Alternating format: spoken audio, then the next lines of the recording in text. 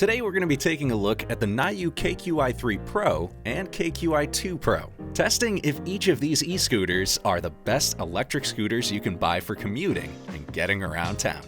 If you've never heard of Niu, they've actually been around for over 5 years and mainly known for their electric mopeds that they sell in over 50 countries. And they've sold over 2 million electric vehicles.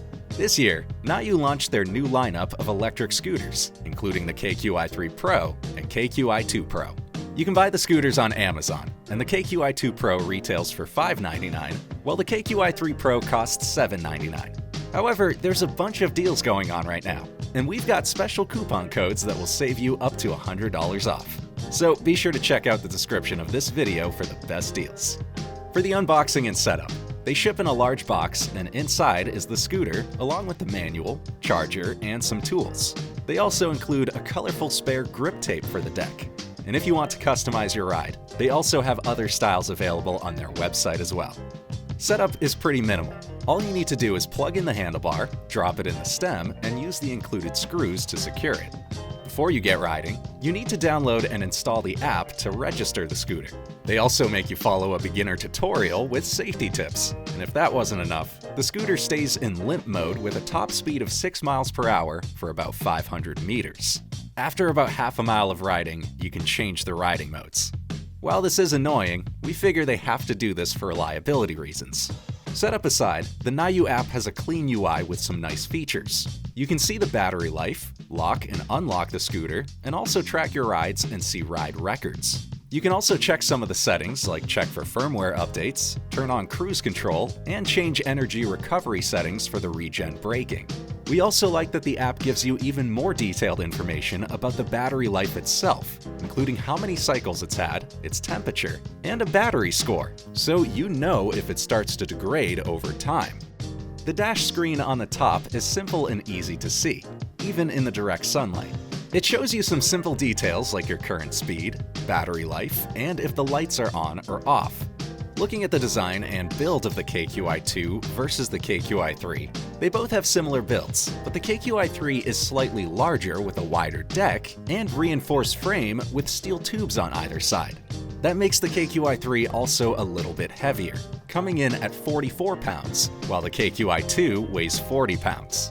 For folding and carrying, the mechanism is well made and easy to operate. The rear latch locks in easily with a button to release. However, with the weight of these scooters, you're not going to want to carry them very far, as they are pretty heavy. For power, the KQi3 Pro has a 350-watt motor with a top speed of 20 miles per hour and a 486 watt-hour battery that will get you up to 31 miles of range. Meanwhile, the KQi2 has a slightly smaller 300-watt motor that gives you a top speed of 18 miles per hour and a 365 watt-hour battery with up to 25 miles of range. Though this range is only the advertised range. Your real-life range will depend on your weight and the mode and speed you're in, while both models have a max rider weight of 220 pounds. We did an acceleration test with both models and found it to be nearly identical. The KQi3 Pro will only give you a slightly higher top speed of 2 miles per hour compared to the KQi2. The wheels are 10-inch on the KQi2 and actually slightly smaller at 9.5 inches on the KQi3, which does help it get more top speed. The tires are tubeless, which means you don't have to worry about replacing any tubes. Neither the KQi2 or KQi3 have any suspension, but as long as you're keeping it to the streets and bike paths and not going off-road, it handles just fine. In terms of hill climbing, these scooters are not meant to tackle any steep hills. Anything steeper than a moderate hill will have you crawling, and you can forget about even steeper ones. For brakes, the KQi3 Pro will get you to a quick stop with dual disc brakes front and back, while the KQi2 Pro features a front drum brake. They also both have regenerative braking, which uses the motor to brake and add a little more charge in your battery. You can also adjust the regen settings in the app from low, medium, to high.